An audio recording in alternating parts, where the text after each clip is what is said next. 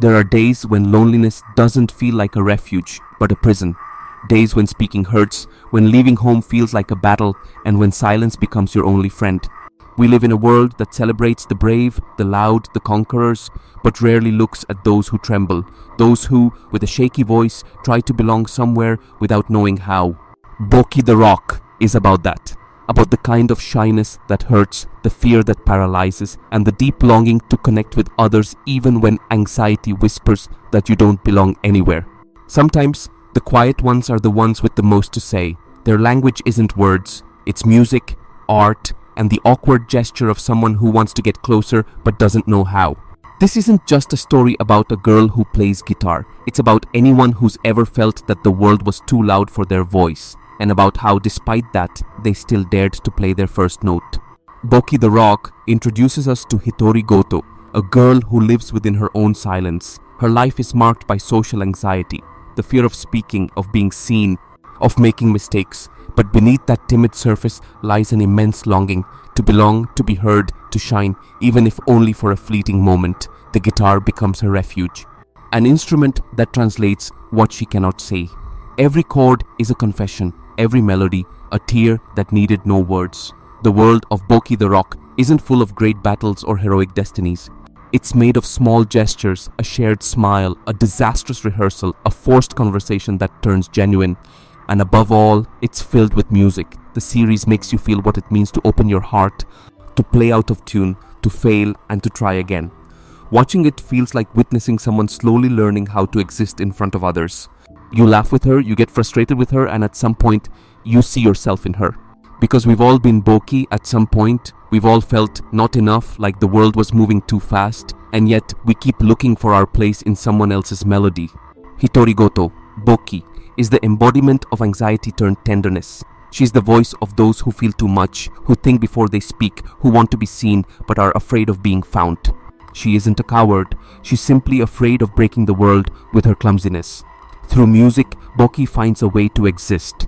When she plays, fear fades, the noise in her mind goes silent, and what remains is truth. Every chord is a small victory, every performance a battle against herself. She doesn't seek fame or recognition, she seeks freedom. Nijika, her drummer and friend, represents light. She's the kind of person who appears in a shy person's life and gently pushes them forward. Nijika doesn't save Bocchi, she walks beside her, and that's what makes her so special.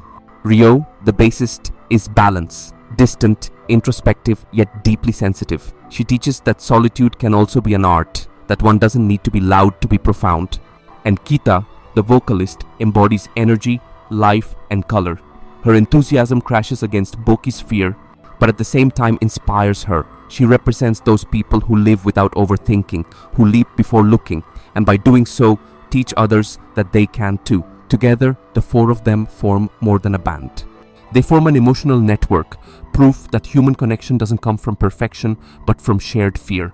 Bocchi doesn't stop being shy, she doesn't get cured, but she learns that she doesn't have to stop trembling to be brave. She just has to play, even with shaking hands. Bocchi the Rock is a song for those who live inside their own minds, for those who hide behind a screen, an instrument, or a nervous smile. And it tells them it's okay to be like that. It reminds us that courage isn't measured by how loud you shout, but by how many times you dare to step out of silence.